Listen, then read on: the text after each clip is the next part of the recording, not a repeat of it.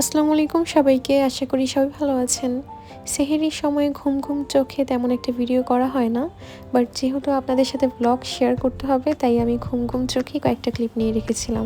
বরাবরের মতো আজও লেট করে ঘুম থেকে উঠেছি। ঘুম থেকে উঠে একটু ফ্রেশ হয়ে নিচ্ছিলাম। এটা হচ্ছে আমার রিসেন্ট ফেভারিট ক্লিনজার, আর এটা আমি নতুন প্রোডাক্ট ইউজ করছি, সেটা হচ্ছে হাইলোরনিক ইন্টেন্সিভ ক্রিম। এটাও বেশ ভালো। যাই হোক, বলতে বলতে বিকেলও হয়ে গেল। আমি আপনাদের সাথে জাস্ট একটা মিনি ব্লগ শেয়ার করছি, অত ডিটেলস নেই কারণ আমি ক্লিপই নিতে পারিনি। আজকে আম্মু বিরিয়ানি রান্না করছে। আম্মুর হাতের বিরিয়ানি অনেক মজা হয়। ইফতারের পর আজকে আমরা এই বিরিয়ানিটা খাবো। যাই হোক, আম্মু এখানে আমাকে সালাদ কাটতে বলছিল, সো আমি সালাদগুলো কাটছিলাম। আজকে আমি for the very first time borhani বানিয়েছি।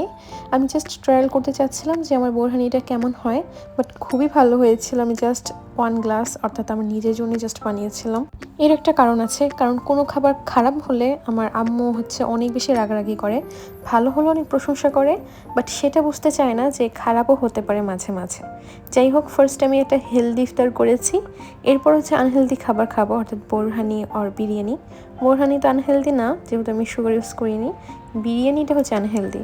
আম্মু এখানে অনেক কিছু বানিয়েছে আজকে, ছোলা, ভর্তা, অনেক কিছু। ভর্তাটা অবশ্য আম্মু বানিয়ে, এটা আমার একটা আপু আমাদের আজকে দিয়েছে।